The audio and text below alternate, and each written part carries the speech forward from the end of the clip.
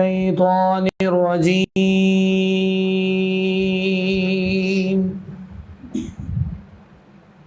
بسم الله الرحمن الرحيم.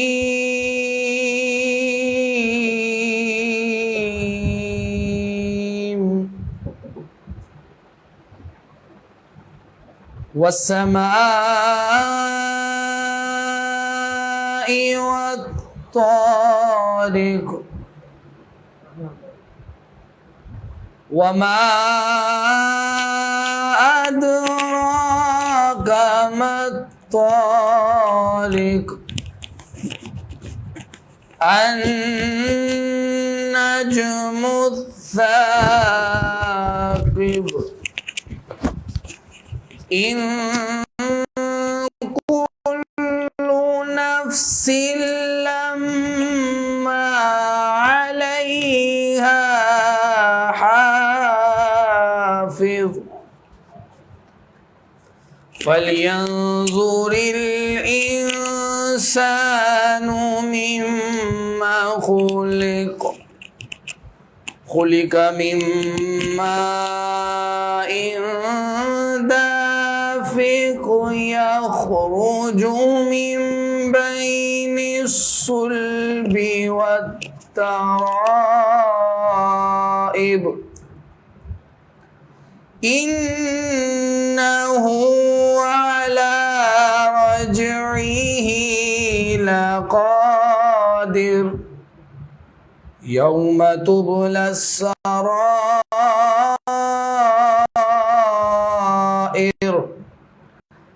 فما له من قوة ولا ناصر. آمنت بالله صدق الله العظيم وبلغنا رسوله النبي الكريم الأمين.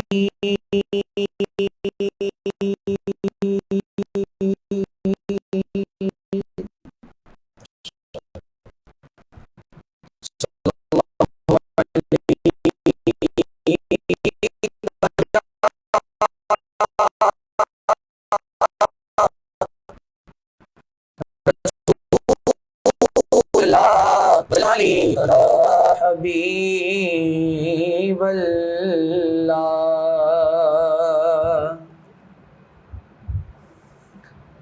سایہ نظر کرم دی کر سونیا سایہ نظر کرم دی کر سونیا سایہ نظر کرم دی کر سونیا سن عرض میری سن عرض میری سایہ نظر کرم میں تیری دیا سن لے ہاں میں تیری دیا سن لے ہاں شان تیری تو واری میں جواں مینو نظراں چ اپنی رکھ سونیا مینو نظراں چ اپنی رکھ سونیا سن عرض میری سن عرض میری سایہ نظر کرم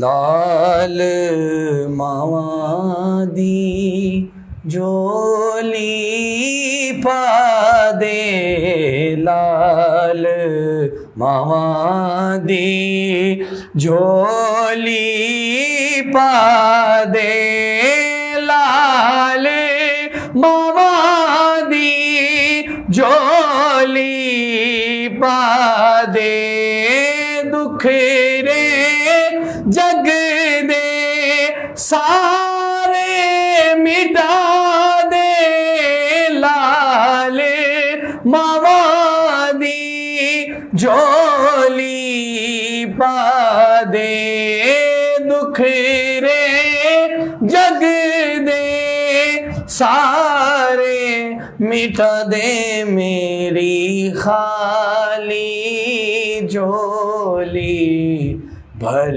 سونیا میری خالی جولی بھر سونیا سن عرض میری سن عرض میری سایاں نظر کرم سونے سونا مکھ دیکھ لا جا سونے سونا مکھ دیکھ لا جا سونے سونا مکھ دیکھ لا جا چاہتی کرم دی ویرے پاجا جاواں ڈب دی تر سونیا جاواں ڈب دی تر سونیا سن عرض میری سن عرض میری سایاں نظر کرم زیادی جند تے جان تسی او زیادی جند تے جان تسی او زیادی جند تے جان تسی او اس دا دین ایمان تسی او تاڑے ہوندے آقا دا ڈر سونے تاڑے ہوندے آقا دا ڈر سونے سن عرض میری سن عرض میری سایاں نظر کرم دی کر سونے سایاں نظر کرم سایاں نظر کرم. واہ سبحان اللہ ماشاء اللہ. بسم اللہ الرحمن الرحیم نحمدہ ونصلی ونسلم علی رسولہ الکریم اما بعد فاعوذ باللہ من الشیطان الرجیم بسم اللہ الرحمن الرحیم. انفروا خفافا وثقالا وجاہدوا باموالکم وانفسکم فی سبیل اللہ ذالکم خیر لکم ان کنتم تعلمون. صدق اللہ العظیم. اللہم رب اشرح لی صدری ویسر لی امری واحلل عقدۃ من لسانی یفقہوا قولی. اللہم رب زدنی علما رب زدنی علما رب زدنی علما.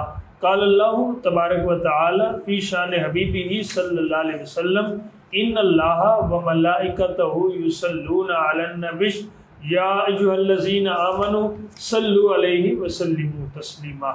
اے شہنشاہ مدینہ الصلاۃ والسلام، زینت عرش معلی الصلاۃ والسلام، ربی حبل امتی کیا تجھے پیدا ہوئے، حق نے فرمایا بخشا الصلاۃ والسلام. پھر میں کیوں نہ کہوں کہ میں وہ سنی ہوں. اللہ تعالیٰ شکر ہے کہ میں سنی ہوں. جمیل قادری مرنے کے بعد میرا لاشا بھی کہے گا الصلاۃ والسلام. الصلاۃ والسلام علیکہ یا سیدی یا رسول اللہ وعلی علیکہ وصحابکہ یا سیدی یا حبیب اللہ सलातु वस्सलामु अलैका या सय्यदी या रहमतल लिल आलमीन व अला आलिका अस्हाबिका या सय्यदी या खातमुन नबिय्यीन। दुनिया के तमाम देखने वालों, तमाम चाहने वालों, तमाम प्यार करने वालों और जहाँ जहाँ तक मेरी आवाज़ को सुना जा रहा है और मुझे देखा जा रहा है, इंतहाई मोहब्बतों से मोहम्मद बिलाल यूसुफी की जानिब से अस्सलामु अलैकुम व रहमतुल्लाहि व बरकातहू। नाज़रीन किराम, आज का हमारा मौजू वो है जिहाद की फ़जीलत। जिहाद की फ़जीलत में हम इंशाअल्लाह अपने स्कॉलर्स राज से पूछेंगे कि जिहाद की फ़जीलत में सबसे पहले जिहाद का मायना बताएं, फिर ये हमें आज के इस मौजू के अंदर जिहाद के बारे में अल्लाह ताला ने क्या इरशाद फरमाया वो बताएं, फिर रसूलुल्लाह ने क्या फरमाया वो बताएंगे इंशाअल्लाह। हमारे दरमियान तशरीफ़ फरमा है जनाब मुअत्तल मकाम इज़्ज़तिमाब ख़तीब ज़ीशान ख़तीब पाकिस्तान मुफ्ती इस्लाम हज़रत अल्लामा मौलाना मुफ्ती नाज़िम महमूद अवैसी यूसुफी साहब, आप तशरीफ़ फरमा है, आपसे गुफ्तगू करेंगे। तो नाज़रीन, अभी मैंने आपके सामने सूरह बकरा की, सूरह तौबा की एक आयत मुबारक तिलावत फरमाई। अल्लाह फरमाते हैं तुम मुशक्क़त और आसानी हर हाल में कोच करो और अपने मालों और अपनी जानों के साथ अल्लाह के रास्ते में जिहाद करो, अगर तुम जानो तो ये तुम्हारे लिए बेहतर है। तो नाज़रीन किराम, एक हदीस बताता हूँ कि हज़रत अबू तलहा अंसारी रज़ी अल्लाह ताला अन्हु का शौक़ शहादत क्या था। वो ये था कि हज़रत अनस रज़ी अल्लाह ताला अन्हु आप फरमाते हैं कि हज़रत अबू तलहा अंसारी रज़ी अल्लाह ताला अन्हु ने एक मरतबा सूरह तौबा की तिलावत फरमाई। जब इस आयत पे पहुँचे तो कहा इनफिरू खिफाफ़म व सिकालन पर पहुँचे तो अपने बेटों से फरमाया कि मेरे लिए जिहाद का सामान तैयार करो और मेरे लिए जिहाद का सामान तैयार करो। ये 2 मरतबा कहा तो उनके जो बेटे हैं उनके बेटों ने अर्ज़ की अल्लाह ताला आप पर रहम फरमाए, आप नबी रहमत सल्लल्लाहु अलैहि वसल्लम के साथ ग़ज़वात में हाजिर होते रहे, यहाँ तक कि आप अलैहिस्सलाम का ज़ाहरी यानी कि विसाल ज़ाहरी हो गया। तो कहा गया फिर हज़रत अबू बकर सिद्दीक़ रज़ी अल्लाह ताला अन्हु के साथ जंगों में शरीक हुए, यहाँ तक कि उनका भी विसाल बकमाल हो गया। तो फिर हज़रत उमर फ़ारूक रज़ी अल्लाह ताला अन्हु के साथ शरीक जिहाद पर रहे, हत्ता कि उनका भी यानी कि विसाल बकमाल हो गया। अब हम आपकी तरफ से जिहाद में शरीक हो जाएंगे। तो हज़रत अबू तलहा रज़ी अल्लाह ताला अन्हु ने फरमाया नहीं, बस अब तुम मेरे समाने जिहाद की तैयारी करो। उसके बाद हज़रत आप रज़ी अल्लाह ताला अन्हु ने समुंदरी में जिहाद में शिरकत की और समुंदर ही रही और आप रज़ी अल्लाह ताला अन्हु की वफात हो गई, आप शहादत पा गए। 7 दिन बाद उनके साथियों को तदफीन के लिए एक जजीरा मिला, तो उन्होंने हज़रत अबू तलहा रज़ी अल्लाह ताला अन्हु की तदफीन की। तो उन 7 दिनों बाद आप रज़ी अल्लाह ताला अन्हु का बदन मुबारक सलामत ही रहा, उनमें ज़रा सी भी तब्दीली ना हुई। तो इसी मौजू पे, इसी बात पे हम गुफ्तगू करेंगे। तो नाज़रीन किराम, हमारे दरमियान क़िबला मुफ्ती इस्लाम तशरीफ़ फरमा है जनाब मोहतरम हज़रत अल्लामा मौलाना मुफ्ती नाज़िम महमूद अवैसी यूसुफी साहब, और उनके साथ तशरीफ़ रखते हैं मुअत्तल मकाम इज़्ज़तिमाब बल्लिग़ दीन इस्लाम हज़रत अल्लामा डॉक्टर उस्मान यूसुफी साहब, आप तशरीफ़ रखते हैं। आप तीनों मेहमानों को खुशामदीद, अस्सलाम वालेकुम व रहमतुल्लाहि। और उनसे कबल हमारे दरमियान माशाअल्लाह मोहम्मद शुएब अत्तारी साहब ने नाशरी पढ़ी और तिलावत भी फरमाई। आप सब मेहमानों को खुशामदीद कहते हैं। तो क़िबला मुफ्ती इस्लाम से आगाज़ करते हैं। क़िबला, ये बताएं, जैसा कि अभी जिहाद के बारे में बात हो रही, तो जिहाद की फजीलत भी है, सबसे पहले ये बताएं कि जिहाद का मायना क्या है। बिस्मिल्लाहिर्रहमानिर्रहीम वस्सलातु वस्सलामु अला सय्यिदिल अंबिया वल मुरसलीन अम्मा बअद फ़अऊज़ु बिल्लाहि मिनश शैतानिर रजीम बिस्मिल्लाहिर्रहमानिर्रहीम या अय्युहल्लज़ीना आमनू मा लकुम इज़ा क़ीला लकुम उन्फ़िरू फ़ी सबीलिल्लाहि साक़लतुम इलल अर्द सदक़ल्लाहुल अज़ीम। अल्लाहुम्मा सल्लि व सल्लिम व ज़िद व बारिक अला रसूलिल्लाह व अला आलिहिल अत्हार व अला अस्हाबिल अख़यार। हम्द व सलात के बाद सबसे पहले मैं मशकूर हूँ आपका, आपके तमाम चैनल्स, तमाम टीमों का, और आपने एक मरतबा फिर मुझे अपने इस प्रोग्राम में اپنے اس پلیٹ فارم پہ مجھے خدمت کا موقع دیا.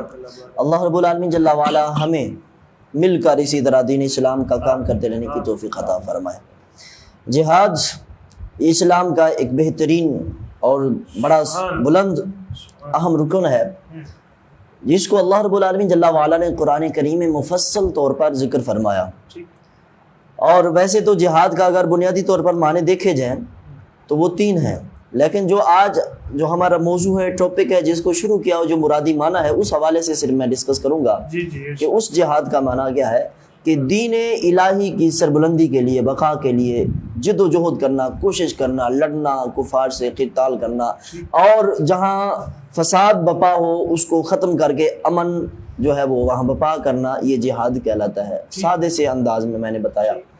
تو یہ جہاد ہے کہ اللہ تبارک و تعالی جل وعلا کی راہ میں کمر بستہ ہو کر نکلنا، جد و جہد کرنا. اب وہ جہاد بالنفس ہے یا جہاد بالمال ہے یا جہاد بالسیف ہے. تو اب یہاں جو ہمارا مرادی معنی ہے وہ ہے جہاد بالسیف. جب بندہ جہاد پر آتا ہے تو یہاں اس کا مقصد صرف یہی ہے کہ دین اسلام کی سربلندی، اللہ تبارک و تعالیٰ کی رضا، خوشنودی اور رسول اللہ صلی اللہ علیہ وسلم کی خوشی کے لیے. دور جاہلیت میں لوگ جنگیں اس لیے کیا کرتے تھے کہ وہ مال حاصل کرنے کے لیے، جس کو وہ زیر کرتے تھے، جس پر غالب آتے تھے ان کا مال لے لیتے اور وہ اپنا ہو جاتا، ان کا مقصد ہی ہوتا تھا. لیکن مصطفیٰ جان رحمت صلی اللہ علیہ وسلم نے جب جہاد شروع کیا تو صحابہ کرام علیہ رضوان نے جب مال غنیمت حاصل کیا تو اس وقت رسول اللہ صلی اللہ علیہ وسلم سے پوچھا کہ اب اس کا کیا کریں. تو رسول اللہ صلی اللہ علیہ وسلم نے مقصد بتا دیا جہاد کا کہ یہ اضافی چیز ہے، ہمارا مقصد، تمہارا مقصد یہ مال حاصل کرنا نہیں ہے، بلکہ مقصد یہ ہے کہ اللہ تبارک و تعالیٰ کے دین کی سربلندی. بے شک بے شک. تو جہاد کے بارے میں اللہ تعالیٰ کیا ارشاد فرماتا ہے؟ جہاد کے بارے میں جیسا کہ سورہ توبہ کی آیت کریمہ 38 نمبر کا کچھ حصہ میں نے ابھی تلاوت کیا، اور اس سے پہلے آپ نے تلاوت کیا، ہم نے سماعت کیا، تو اسی طرح ناظرین کرام نے بھی سنا. متعدد مقامات پر اللہ رب العالمین جل وعلا نے جہاد کے حوالے سے ارشاد فرمایا. سب سے پہلا جو غزوہ تھا وہ غزوہ احد ہوا، اور اسی طرح باقی غزوات. تو ان تمام پر اللہ رب العالمین جل وعلا نے جو آیات طیبات نازل فرمائی اور ان کی فضیلت اور ان پر کمر بستہ ہونا، اس حوالے سے یہ ہمارے لیے کافی ہیں کہ یہ جہاد جو یہ قیامت تک قائم رہے گا. اب یہ بھی ذہن میں رہنا چاہیے کہ یہ نہیں کہ اب جہاد ختم ہو چکا ہے، جہاد کبھی ختم نہیں. جب تک پوری دنیا پر اسلام کا جھنڈا نہیں لہراتا جہاد نہیں ختم ہوگا. کہیں کسی کونے بھی کفار اور یہ معاملہ ہے تو جہاد رہے گا. اللہ رب العالمین جل وعلا نے سورہ توبہ کی 38 نمبر آیت کریمہ میں ارشاد فرمایا، یا ایھا الذین آمنوا ما لکم اذا قیل لکم، اے ایمان والو تمہیں کیا ہو گیا ہے. جیسے ہم اپنے انداز میں کیا ہو گیا ہے تمہیں، تو اللہ تعالیٰ ارشاد فرما رہے یا ایھا الذین آمنوا، اے ایمان والو کیا ہو گیا ہے تمہیں. کیا کہنے؟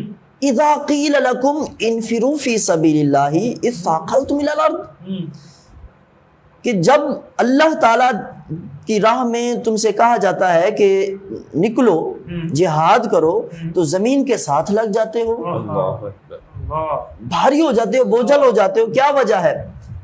تو اللہ تعالیٰ جل وعلا نے ارشاد فرمایا ارضیتم بالحیات الدنیا من الآخرہ، کیا تم آخرت کی بجائے دنیا کی زندگی پر راضی ہو گئے کہ تم نے ہمیشہ دنیا پر رہنے کے لیے اپنے آپ کو راضی کر لیا، آخرت تمہیں یاد نہیں ہے؟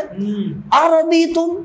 تو اللہ تعالیٰ جل وعلا نے آگے ارشاد فرمایا فما متاع الحیات الدنیا فی الآخرۃ الا قلیل، تو آخرت کے مقابلے میں دنیا کی زندگی کا ساز و سامان تو بہت ہی تھوڑا ہے، بہت تھوڑا ہے. اب اسی طرح اللہ رب العالمین جل وعلا نے یہ تو غزوہ تبوک پر نکلنے والوں کو موٹیویٹ کرنے کے لیے، ان کو ہمیشہ کمر بستہ رہنے کے لیے، صحابہ کرام علیہ رضوان تو ہمیشہ اسی طرح رہتے تھے. اور اسی طرح جب جو شہید ہو جاتا تو شوق شہادت کتنا ہوتا تھا. اللہ رب العالمین جل وعلا نے ان کے بارے میں ارشاد فرمائے جب شہداء اسی طرح شہید ہوئے، احد میں شہید ہوئے، تو اس وقت ان کو اللہ رب العالمین جل وعلا نے ان کی روحوں کو سبز پرندوں کی شکل میں جو ہے وہ جنتوں کے اندر جب بھیج دیا، تو اس وقت جب یہ عظیم مقام پر پہنچے تو خواہش کر رہے تھے کہ ہم اس مقام کو دیکھ کر اتنا خوش ہو رہے مسرت ہو، پیچھے جو ہمارے بھائی رہنے والے ہیں، اب لڑنے اور جہاد کرنے والے ہیں، اب ہم چاہتے ہیں کہ یا رب العالمین یہ ہماری کیفیت اور یہ ہمارا مقام مرتبہ ان تک پہنچنا چاہیے، یہ ان کو بتانا چاہیے، یہ کوئی ایسا معاملہ ایسا حال ہو کہ ہم میں سے یا کوئی ایسا جا کر ان کو بتائے۔ اللہ رب العالمین جل وعلا نے ارشاد فرمایا میں رب جا کر بتاؤں گا، سبحان اللہ، میں رب آپ کے پیاروں تک یہ پیغام پہنچا دوں گا۔ تو اللہ رب العالمین جل وعلا نے ارشاد فرمایا وَلَا تَقُولُوا لِمَنْ يُقْتَلُ فِي سَبِيلِ اللَّهِ أَمْوَاتٌ بَلْ أَحْيَاءٌ عِنْدَ رَبِّهِمْ يُرْزَقُونَ، جو اللہ کی راہ میں شہید ہو جاتے ہیں ان کو مردہ گمان مت کہو، بلکہ وہ زندہ ہیں اور رب کے ہاں ان کو رزق بھی دیا جاتا ہے، بے شک اللہ تعالیٰ ان کو کھلاتا پلاتا بھی۔ بہت خوب آپ نے بتایا۔ تو یہ آپ بتائیں کہ رمضان المبارک میں آقا علیہ السلام مصطفیٰ جان رحمت صلی اللہ علیہ وسلم کا رمضان مبارک کیسے گزرا؟ جی جی یہ سوال کرنا چاہ رہے ہیں نا آپ کہ مصطفیٰ جان رحمت صلی اللہ علیہ وسلم کی حیات طیبہ میں، ظاہری حیات طیبہ میں جب سے رمضان مبارک کے روزے فرض ہوئے تو اس وقت سے لے کر آپ کی ظاہری حیات مبارکہ میں کتنی بار رمضان مبارک ہو یا کس طرح گزارا، تو یہ بھی ہمیں جہاد کی تیاریوں میں گزارتے ہوئے ملتا ہے اور جہاد کرتے ہوئے ملتا ہے۔ یہ دیکھیں کہ پہلا ماہ سیام بڑے شوق ذوق سے مدینہ منورہ میں اس عبادت کا آغاز ہوا رمضان مبارک کا، تو ساتھ ہی مکہ میں جو وادی نخلہ میں مہم شروع ہوئی، حضرت عبداللہ بن جہش رضی اللہ تعالیٰ کی سرکردگی میں روانہ کی تھی، تو ان کے ہاتھوں یکم رجب 2 ہجری کا یہ معاملہ ہوا، تو اس کا بدلہ لینے کے لیے کفار تیار تھے۔ تو اب انہوں نے اپنی تیاری کس طرح کی، جس طرح آج کفر مسلمانوں کو ختم کرنے کے لیے وہ ہر طرح سے جو ہے وہ کوشش کر رہا ہے، اسی طرح اس وقت بھی ابو سفیان اس وقت ایمان نہیں لائے تھے، وہ شام کی طرف گئے ہوئے تھے تجارت کے لیے کہ وہ مال لے کر نفع کما کر آئیں گے اور وہ مال جو ہے وہ جہاد کی تیاری، مسلمانوں کے خلاف جنگ کی تیاریوں میں گزار دیں گے۔ تو اسی طرح مصطفیٰ جان رحمت صلی اللہ علیہ وسلم کو جب پتہ چلا تو اس وقت رسول اللہ صلی اللہ علیہ وسلم صحابہ کرام علیہم رضوان کی چند تھا 313 صحابہ کرام علیہم رضوان، ان کو لے کر جب میدان میں آئے تو اللہ رب العالمین جل وعلا نے ارشاد فرمایا 2 گروہ ہیں، ایک ابو سفیان کا ایک ابو جہل کی طرف، جب ابو سفیان کو پتہ چلا کہ مسلمان صحابہ کرام اور رسول اللہ صلی اللہ علیہ وسلم ان پر حملہ کرنے کے لیے آ رہے ہیں، تو اس وقت رسول اللہ صلی اللہ علیہ وسلم کو اللہ تبارک و تعالی نے حکم فرمایا کہ ان میں سے 2 میں سے ایک آپ لیں، اور بہتر یہی ہے کہ وہ ابو جہل والا قافلہ جو احد کے مقام پر، بدر کے مقام پر ہے، ان کے ساتھ مقابلہ کریں۔ تو یہ واقعہ 17 رمضان مبارک کو پیش آیا، یہ بھی رمضان مبارک شروع میں جہاد کی تیاریوں میں گزرا، 17 رمضان مبارک کو فتح ہوئی، پھر اسی طرح آقا کریم صلی اللہ علیہ وسلم کچھ دن 3 دن وہاں آپ قیام فرما ہوئے، پھر مدینہ منورہ تشریف لائے، پھر مال غنیمت کے حوالے سے، قیدیوں کے حوالے سے معاملات کرتے ہوئے انہی تیاریوں میں جو رسول اللہ صلی اللہ علیہ وسلم کا یہ رمضان مبارک گزرا۔ پھر 3 ہجری کو جو رمضان مبارک آیا، آپ صلی اللہ علیہ وسلم کے اصحاب رسول اللہ صلی اللہ علیہ وسلم کے ساتھ کس طرح یہ گزارا کہ مدینہ منورہ میں اس دوران میں قریش کے سال بھر کی جنگی تیاریوں کی تکمیل ہو رہی تھی، ان کی اطلاعات جب رسول اللہ صلی اللہ علیہ وسلم کو پہنچی تو آقا کریم صلی اللہ علیہ وسلم اپنے صحابہ کرام علیہم رضوان کے ساتھ مشورہ فرمایا، اور پھر غزوہ احد کی تیاری ہوئی، پورا رمضان احد کی تیاریوں میں چلتا رہا، اور اسی طرح پھر جیسے ہی رمضان مبارک گزرا 6 شوال المکرم 3 ہجری کو رسول اللہ صلی اللہ علیہ وسلم نے صحابہ کرام علیہم رضوان کے ساتھ باہر نکل کر رات گزاری، اور 7 شوال المکرم کو جنگ احد کا دن تھا، جس میں سید الشہداء سیدنا امیر حمزہ رضی اللہ تعالیٰ بھی تھے جو آپ شہید ہوئے۔ اسی طرح رمضان مبارک 4 ہجری شعبان 4 ہجری میں کفار کے عہد کے مطابق ایک مارکہ پیش آیا جس سے غزوہ بدر دوم کے حج کہا جاتا ہے، اس میں رسول اللہ صلی اللہ علیہ وسلم بنفس نفیس تشریف لے گئے، اور واپسی پر رمضان مبارک کا مہینہ آیا جو آپ نے مدینہ میں گزارا، یہ پہلا۔ اور 5 ہجری رمضان مبارک الرحیق المختوم کے مؤلف وہ لکھتے ہیں کہ غزوہ احزاب شوال المکرم 5 ہجری میں پیش آیا، تو رسول اللہ صلی اللہ علیہ وسلم 2-3 ماہ پہلے ہی قریش کی جنگی تیاریوں کی اطلاعات مدینہ منورہ میں جب پہنچی تو اس وقت رسول اللہ صلی اللہ علیہ وسلم نے پھر خندقیں کھدوائی۔ یہ رمضان مبارک بھی جہاد کی تیاریوں میں گزرا۔ کتنی خندقیں؟ اب یہ خندقیں جو تھی اتنی خندقیں تھی کہ آقا کریم صلی اللہ علیہ وسلم نے یہ خندق تقریباً 9 کلومیٹر لمبی یہ خندق تھی، یہ 9 کلومیٹر خندقیں تھی، اور یہ واقعہ ماہ رجب، ماہ شعبان اور رمضان مبارک 5 ہجری کا ایک یہ خندق کھودتے اور اسی طرح جہاد کرتے ہوئے گزرا، اور شوال مکرم میں 28 دن یہ محاصرہ رہا، 28 دن تک شوال مکرم کے، اور کفار کا لشکر بغیر فتح کے نامراد لوٹ گیا۔ اللہ تبارک و تعالی نے مسلمانوں کو شاندار فتح عطا فرمایا۔ اور اسی طرح یہ وقت اختصار کے پیش نظر میں صرف آپ کو یہ گنوا رہا ہوں۔ اب اسی طرح 6 ہجری رمضان مبارک جب آیا، 5واں رمضان 6 ہجری کو، تو 2 شعبان کو غزوہ بنی المصطلق کے لیے رسول اللہ صلی اللہ علیہ وسلم نے تیاریاں شروع کی۔ تو حضرت سید عائشہ صدیقہ رضی اللہ تعالیٰ عنہ پر جب قذف کا واقعہ بھی پیش آیا، تو جس سے 40 روز تک مصطفیٰ جان رحمت صلی اللہ علیہ وسلم کے گھریلو معاملات منافقوں کے رویے کی وجہ سے بظاہر سخت غم انگیز اور کیفیت کے ساتھ اسی طرح دو چار پورا رمضان مبارک رسول اللہ صلی اللہ علیہ وسلم کا ظاہری طور پر اسی طرح گزرا۔ رمضان مبارک 7 ہجری صلح حدیبیہ کے موقع پر مسلمان عمرہ نہیں کر پائے، اسی لیے قضاء عمرہ کے لیے 7 ہجری میں روانگی ہوئی۔ صلح حدیبیہ کے بعد امن کا زمانہ رہا، اور ہمارے نبی کریم رؤوف رحیم صلی اللہ علیہ وسلم تشریف لائے، اور یہ پہلا رمضان المبارک تھا جو بالکل امن کے ساتھ سکون کے ساتھ مدینہ منورہ میں گزرا، جس میں رسول اللہ صلی اللہ علیہ وسلم نے پھر رمضان کی اور اس کے بعد لیلۃ القدر کے حوالے سے، اعتکاف کے حوالے سے ساری فضیلتیں اور باتیں ارشاد فرمائی۔ رمضان مبارک 8 ہجری میں رمضان مبارک کی آمد سے پہلے ہی حدیبیہ کا معاہدہ قریش کی بدعہدی کی وجہ سے ٹوٹا، تو جس کے بعد پھر فتح مکہ کی تیاریاں بھی ہوئی۔ فتح مکہ بھی آپ کو پتہ ہے 20 رمضان مبارک کو ہوا، اور پھر اسی طرح یہ بھی انہی تیاریوں میں اسی سفر میں گزرا، اور اللہ رب العالمین جل وعلا نے اسلام کو بھی ایک عظیم فتح عطا فرما دی۔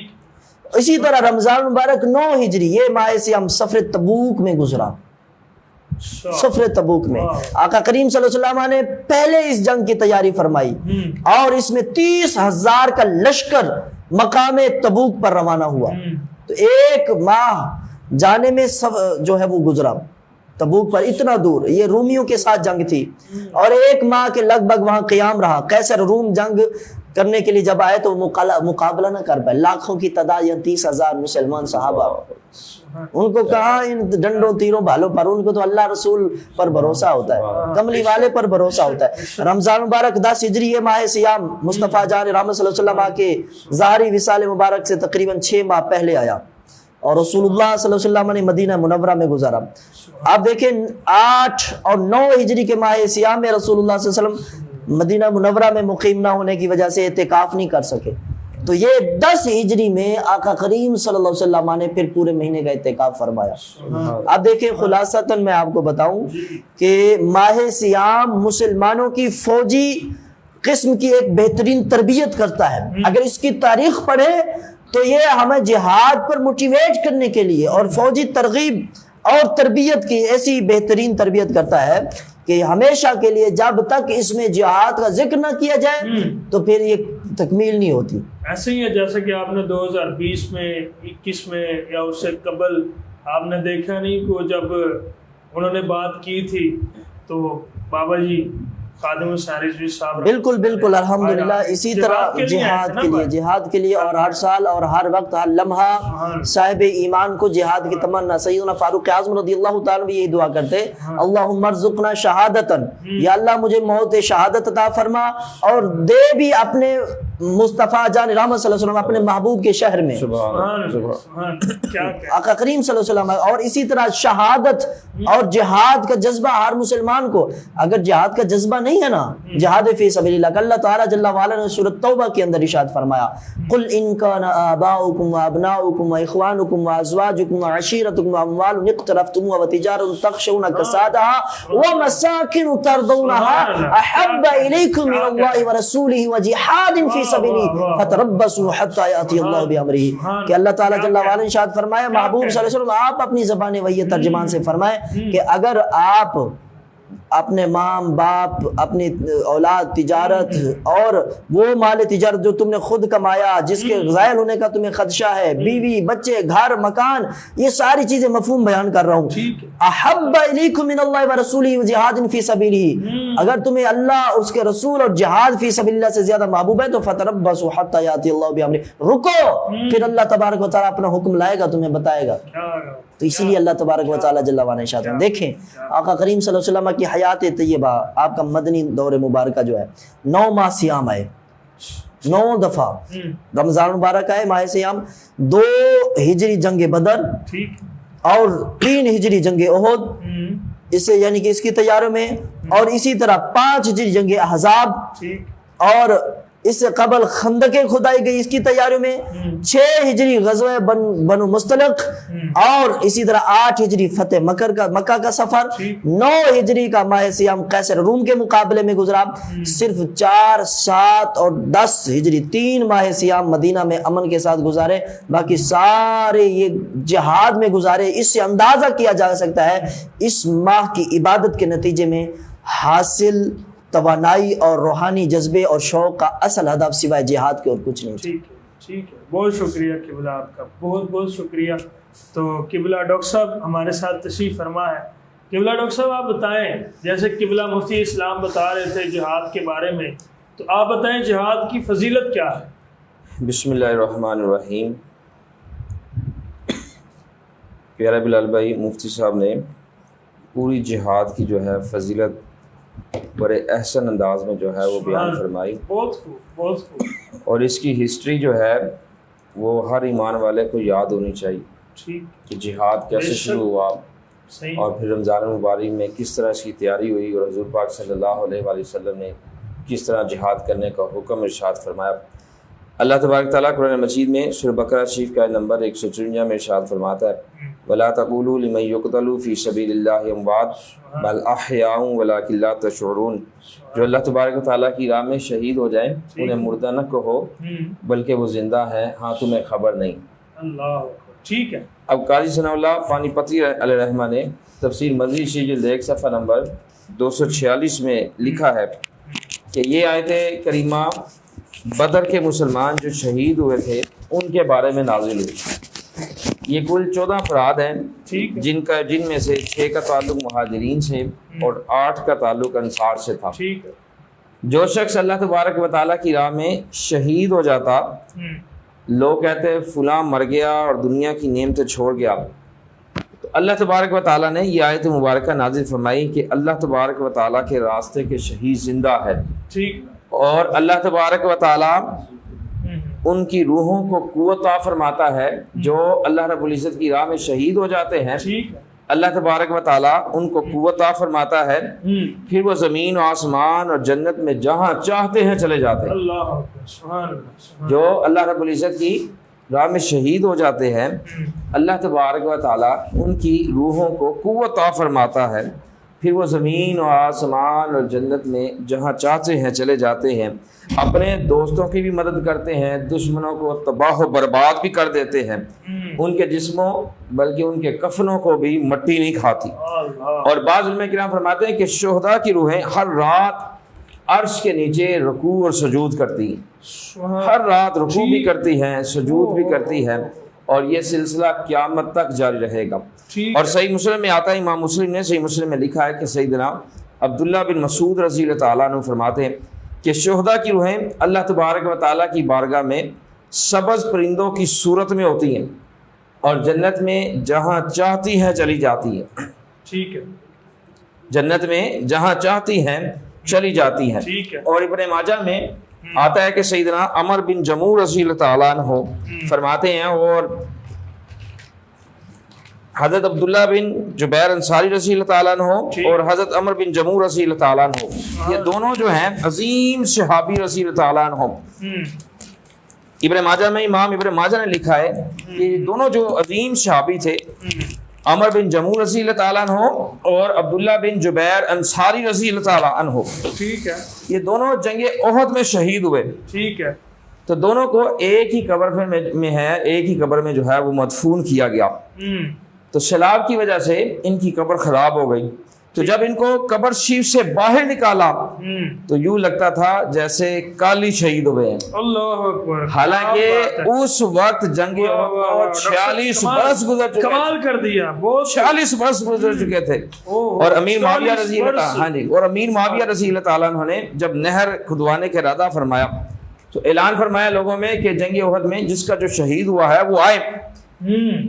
جن جن لوگوں کے شہید ہوئے تھے جب وہ اپنے شہداء کے پاس آئے تو کیا دیکھتے ہیں کہ ان کے وہ بالکل تر و تازہ ہیں, ان کے بال بھی بڑے ہوئے ہیں, کیا کہنے, تر و تازہ چہرے, تر و تازہ بال بھی ان کے بڑے ہوئے ہیں. اور پھر جب نہر کھودتے جو ہے اوزار کسی شہید کے پاؤں پر لگا تو اس سے پاؤں سے خون جاری ہو گیا اور اس پاؤں سے جو ہے کستوری جیسی خون سے کستوری جیسی خوشبو آتی.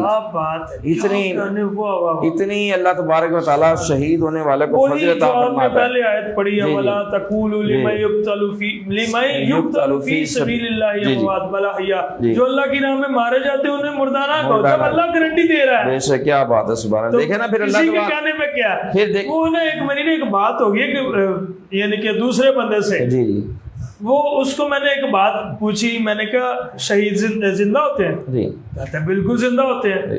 میں کہا ایک بات تو بتا, کہتا پوچھ. میں کہا جی بات یہ ہے اگر شہید زندہ ہے, امام حسین زندہ ہے آپ کی نظر میں, وہ شہید ہے؟ کہتا ہاں بالکل زندہ ہے, وہ شہید ہے, وہ زندہ ہے. میں کہا اگر نواسہ زندہ ہو سکتا ہے, نانا نہیں زندہ ہو سکتا؟ اللہ اکبر, کیا بات. خاموش ہو گیا. بے شک, یہی چیز ہے, یہ مانتے نہیں ہیں. ایسی ہے. اللہ تبارک و تعالیٰ نے تو واضح فرما دیا کہ شہید جو ہے وہ زندہ ہوتے ہیں, ان کو رزق دیا جاتا ہے. حضور پاک صلی اللہ علیہ وسلم نے ارشاد مبارک فرمایا کہ طوبیٰ لمن مات فی سبیل اللہ طوبیٰ لمن قتل فی سبیل اللہ. اس کے لیے بشارت ہے جس نے اللہ تبارک و تعالیٰ کی راہ میں جان دی, اس کے لیے خوشخبری ہے جو راہ حق میں شہید ہوا. کیا بات. حضور پاک صلی اللہ علیہ وآلہ وسلم جب جنگ احد سے واپس لوٹے تو حضرت موسیٰ بن عمیر رضی اللہ تعالیٰ عنہ کے قبر انور کے پاس سے گزرے. تو حضور پاک صلی اللہ علیہ وآلہ وسلم نے ان کی اور ان کی ساتھیوں کی قبر مبارک پر کھڑے ہو کر فرمایا اشہد انکم احیاء عند اللہ فزورہم وسلموا علیہم فوالذی نفسی بیدہ لا یسلم علیہم الا ردوا, کہ اللہ تبارک و تعالیٰ کی راہ میں جان دینے والے زندہ ہیں اور ہمارے سلام کو سنتے ہیں, جواب بھی دیتے ہیں. اور آقا پاک علیہ الصلوۃ والسلام نے فرمایا ان کی قبروں کی زیارت کرنی چاہیے. یہ امام الانبیاء علیہ الصلوۃ والسلام فرما رہے ہیں کہ جو اللہ کی راہ میں شہید ہو جائیں وہ زندہ ہیں, جب سلام کیے جاتے ہیں سنتے بھی ہیں, جواب بھی دیتے ہیں. اور آقا پاک علیہ الصلوۃ والسلام فرماتے ہیں ان کی قبروں کی زیارت کرنی چاہیے. اور دلائل النبوت میں آتا ہے کہ صحابہ رضی اللہ عنہم میں سے کسی نے ایک مکان کا گرہ کھودا. جب کھودا تو نیچے ایک تختہ نظر آیا. جب اس تختے کو ہٹایا تو دیکھا کہ ایک صاحب بیٹھے ہوئے ہیں, سامنے قرآن مجید پڑھا ہوا ہے اور قرآن مجید کی تلاوت کر رہے ہیں, سامنے سبز باغیچہ بھی ہے, چہرے پر زخم کے اثار بھی نمودار ہیں.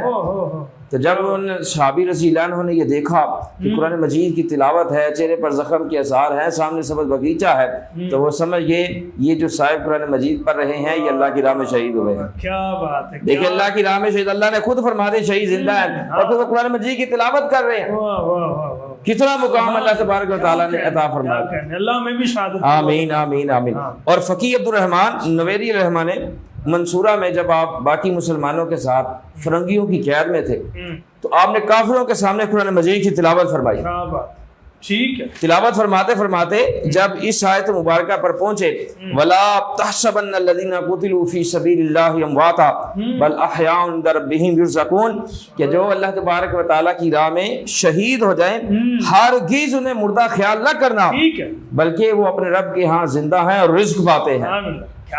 تو جب آپ نے یہ تلاوت کی اور پھر فرنگیوں نے آپ کو شہید کر دیا, جب آپ شہید ہو گئے تو ایک فرنگی آپ کے پاس آیا اور کہنے لگا مسلمانوں کے عالم تو کہتا تھا شہید زندہ ہے, یہ کیا ہے, آپ تو وصال کر کے شہید ہو گئے, آپ کہتے ہیں شہید زندہ ہے. تو جب فرنگی نے یہ بات کہی تو اسی وقت آپ نے اپنا چہرہ انور اٹھایا اور فرمایا رب کعبہ کی قسم میں زندہ ہوں, رب کعبہ کی قسم میں زندہ ہوں. کیا بات ہے, سبحان اللہ سبحان اللہ. شہید جو ہیں وہ زندہ ہوتے ہیں. اور پھر آخری بات جو ہے وہ میں آپ کو یہ عرض کر دوں, نسائی جلد 2 صفحہ نمبر 59 میں آتا ہے, اور جو اللہ کی راہ میں شہید ہوتے ہیں نا اور اخلاص کے ساتھ اور خالص اللہ کی راہ میں، ٹھیک ہے، لوگوں کو دکھانے کے لیے نہیں کہ لوگ مجھے کہیں گے یہ بڑا بہادر ہے، اس لیے نہیں۔ ٹھیک، اور روایات میں آتا ہے کہ جو علم بھی اس لیے سیکھے کہ لوگ مجھے عالم کہیں، قرآن مجید اس لیے سیکھے کہ لوگ مجھے قاری کہیں، سخاوت اس لیے کرے کہ لوگ مجھے سخی کہیں، اور پھر جہاد اس لیے کرے کہ لوگ کہیں یہ بڑا بہادر ہے، یہ بڑا لڑتا ہے۔ اگر تو دنیا کو دکھانے کے لیے سارے معاملات کیے جائیں، ٹھیک ہے، جتنے مرضی بڑے کیے جائیں، تو روایات میں آتا ہے ایسے بندے کو جہنم میں اوندے منہ ڈال دیا جائے گا۔ تو یہ چیزیں ساری منہ پہ ساری منہ میں مار دیا، چاہے وہ قرآن مجید حفظ کیا ہو، چاہے وہ تبلیغ کر رہا ہو، اگر رضا اللہ کی حاصل کرنا نہیں ہے، خالص اللہ کی رضا کے لیے نہیں کر رہا، تو پھر کوئی بھی عمل اللہ کی بارگاہ میں قبول نہیں ہے۔ لیکن اگر اللہ تبارک و تعالیٰ کی رضا میں راستے سے ایک کانٹا بھی ہٹا دیتا ہے، اللہ تبارک و تعالیٰ اس کو بھی قبول فرما کر بخشی فرما دیتا ہے۔ تو نسائی اور جو اللہ کی راہ میں شہید ہوتے ہیں ان کو ذرا برابر بھی تکلیف نہیں ہوتی۔ کیا کہ نسائی جلد 2 صفحہ نمبر 59 میں آتا ہے، سیدنا ابو ہریرہ رضی اللہ عنہ فرماتے ہیں کہ حضور پاک صلی اللہ علیہ وآلہ وسلم نے ارشاد مبارک فرمایا کہ شہید کو شہید کرنے سے صرف اتنی تکلیف ہوتی ہے جتنی کہ تم کو چونٹی کے کاٹنے سے تکلیف ہوتی ہے۔ کتنے کو تکلیف ہوتی ہے چونٹی کے کاٹنے سے؟ کئی بار تو پتہ ہی نہیں چلتا۔ نہیں ایسے ہی۔ اور پھر سیدنا ابو دردہ رضی اللہ عنہ فرماتے ہیں کہ حضور پاک صلی اللہ علیہ وآلہ وسلم نے ارشاد مبارک فرمایا کہ شہید اپنے گھر کے 70 افراد کی شفاعت کرے گا۔ جس خاندان 70 افراد کی، جس خاندان سے ایک شہید ہوگا وہ اپنے گھر والوں کے، اپنے خاندان کے 70 افراد کی شفاعت کرے گا۔ اور سیدنا ابو امامہ رضی اللہ عنہ فرماتے ہیں کہ شفیع امت حضور سیدنا رسول اللہ صلی اللہ علیہ وآلہ وسلم نے ارشاد مبارک فرمایا کہ اللہ تبارک تعالیٰ کو 2 قطروں سے زیادہ کوئی چیز محبوب نہیں۔ ایک آنسو کا قطرہ جو اللہ تبارک و تعالیٰ کے خوف سے گرا ہو، اور دوسرا خون کا قطرہ جو اللہ کی راہ میں گرایا گیا ہو۔ یہ 2 قطرے ہیں جو اللہ رب العزت کو بہت محبوب ہے کہ اللہ تبارک و تعالیٰ کے خوف سے، ڈر سے آنکھوں سے آنسو بہانا، اور اس وقت آنسو بہانا جب کوئی دیکھ رہا نہ رہا ہو، صرف اللہ دیکھ رہا ہو، اور پھر اللہ کی راہ میں جہاد کرنا، اور خون کا جو پہلا قطرہ گرتا ہے اللہ رب العزت کو یہ قطرہ بڑا محبوب ہے۔ اور اگر کسی کو شہادت نہیں ملتی لیکن اس کی تمنا ہے، امام ترمذی نے ترمذی جلد 4 صفحہ نمبر 183 پہ لکھا ہے کہ حضور پاک صلی اللہ علیہ وآلہ وسلم نے فرمایا جس نے صدق دل سے اللہ تبارک و تعالیٰ سے شہادت کی دعا کی، سچے دل سے، تو آقا پاک علیہ الصلوۃ والسلام فرماتے ہیں اللہ تبارک و تعالیٰ اس کو شہید کا مرتبہ عطا فرمائے گا اگرچہ وہ اپنے بستر پر مرے۔ نیت ہونی چاہیے خالصتاً کہ اگر جب شہادت کا موقع آئے گا، جہاد کا موقع آئے گا، کفار کے خلاف جو اسلام کے خلاف گندی زبانیں کھولتے ہیں، جو ختم نبوت کے خلاف اپنی گندی زبانیں کھول رہے ہیں، جو آقا علیہ الصلوۃ والسلام کی شان میں گستاخیاں کر رہے ہیں، ایمان والے کا یہ عقیدہ ہونا چاہیے کہ جب بھی مجھے موقع ملا تو میں اللہ تبارک و تعالیٰ کی رضا کے لیے جہاد کروں گا۔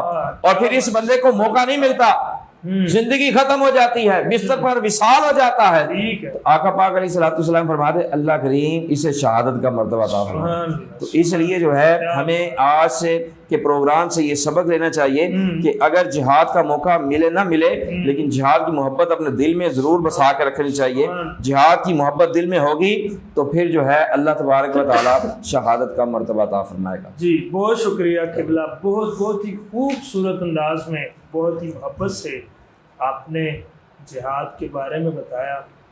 ناظرین کرام، چونکہ وقت جو ہے وہ سحری کا ہوا چاہتا ہے، آخر پہ بات کرتا ہوں پھر چلتے ہیں۔ ناظرین کرام، حضرت یوسف علیہ السلام کو جب حضرت زلیخا نے اپنی طرف بلایا، یعنی کہ دعوت دی کہ عورتوں نے مجھے تانا دیا ہے کہ وہ کیسا یوسف ہے جس کے اوپر تو فدا ہو چکی ہے، تو انہوں نے حضرت یوسف علیہ السلام کو کہا کہ آپ آئیں اور آ کر ان کو اپنا حسن تو دکھائیں کہ یوسف کون ہے۔ تو حضرت یوسف علیہ السلام نے اللہ کی بارگاہ میں عرض کیا اے پروردگار عالم، یہ زلیخا کیا کہہ رہی ہے؟ تو اللہ کی طرف سے ارشاد ہوا آج اس کا امتحان ہے، آج اس کی بات کو نہ موڑنا، آج چلے جانا۔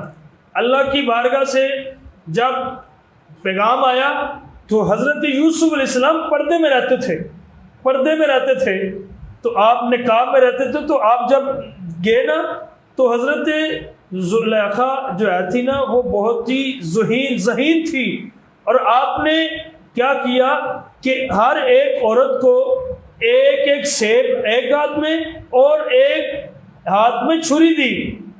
اور آج کل جیسے ختموں میں ہوتا ہے صرف ایک ہی چھری پڑی ہوتی ہے, وہ کاٹتا آگے دیتا ہے, وہ کاٹتا آگے دیتا ہے, لیکن وہ اتنی ذہین تھی کہ آپ نے ہر ایک ایک عورت کو ایک ایک پھل ایک ایک چھری وہ اس لیے دی کہ جب حضرت یوسف علیہ السلام آئیں گے تو اپنی نگاہیں یوسف پر رکھنی ہے, پھر نیچے پھل کاٹنا ہے. تو ناظرین کیا ہوا, ماجرا کیا بنا کہ حضرت یوسف علیہ السلام آپ کی دعوت پہ آئے, ایسے آئے تو پردہ اپنے چہرے سے ہٹایا, ساری عورتیں دیکھتی رہ گئیں اور نیچے سے نا پھل کاٹتے کاٹتے اپنی انگلیاں کاٹ بیٹھی, لیکن درد ذرا سی بھی نہ ہوئی. اور جب حضرت یوسف علیہ السلام چلے گئے تو حضرت زلیخا پوچھتی ہے بھئی کیا ہوا ہے آپ کو کیا ہوا ہے, اتنی مگن ہوگی حضرت یوسف کہ حسن پہ, آپ کو کیا ہوا ہے, نیچے دیکھو آپ کے تو خون نکل رہا ہے, آپ کی انگلیاں کاٹ گئی ہیں. تو دیکھا حسین لباس جو پہنا ہوا تھا ان عورتوں نے وہ سارا لہو لہان ہو گیا, لیکن آپ کو ذرا سی درد نہ ہوئی, ذرا سی درد نہ ہوئی. میں کہتا ہوں کہ حضرت یوسف علیہ السلام کا حسن دیکھنے سے انگلیاں کٹ جائیں تو درد نہیں ہوتی. تو اس لیے حضور نے فرمایا جب شہید کٹ رہا ہوتا ہے, نیزہ لگ رہا ہوتا ہے, گردن جدا ہو رہی ہوتی ہے, بازو جدا ہو رہا ہوتا ہے, ارے اس کو اس وقت یا اللہ کا جمال نظر آ رہا ہوتا ہے یا اللہ کے مصطفیٰ کا جمال نظر آ رہا ہوتا ہے, تو ان کو بھی درد نہیں ہوتی. تو یہی بات ہے ناظرین کرام, حسن یوسف کو دیکھ کر کٹ گئی تھی انگلیاں, حسن یوسف کو دیکھ کر کٹ گئی تھی انگلیاں, انگلی آقا کی دیکھ کے تو خود چاند کٹ گیا. بھئی چاند بھی شہید ہوا ہے میرے آقا کی انگلیوں کے اشارے پہ. ناظرین کرام یہی بات ہے, آج ہمیں آقا علیہ السلام کی سنتوں پر عمل کرنے کی توفیق عطا فرمائے. داستان حسن بکھرتا جائے, لامحدود ہوتا ہے, سمٹے تو میرا شیخ ہے. دعا کرتے ہیں قبلہ ڈاکٹر صاحب. اللہم صلی اللہ سیدنا مولانا محمد وعلی آل سیدنا مولانا محمد وصحبہ سیدنا مولانا محمد مبارک وسلم. اللہم ربنا آتنا فی الدنیا حسنۃ وفی الآخرۃ حسنۃ وقنا عذاب النار. مولا کریم تیرے فضل, تیرے کرم اور تیری دوہی توفیق سے آج ہم نے 24ویں ساری ٹرانسمیشن کی ہے, اس کو اپنی پاک بارگاہ میں قبول و منظور فرما. مولا کریم ہم سب کے جتنے علماء کرام اور جتنے نعت خواں حضرات اور جتنے ناظرین ہمارے اس چینل منیر اسلام ٹی وی اور نور رمضان کو دیکھ رہے ہیں, مولا کریم سب کے کاروبار, مال, جان, اولادوں میں, علم میں, عمروں میں, وقت میں, رزق میں برکت رحمت نازل فرما. مولا کریم اپنے غیب کے خزانوں سے وافر رزق حلال عطا فرما, حرام سے بچنے کی توفیق عطا فرما. حسبنا اللہ و نعم الوکیل, نعم المولا و نعم النصیر. وصلی اللہ تعالی علی حبیبی سیدنا مولانا محمد وآلہ وصحبہ.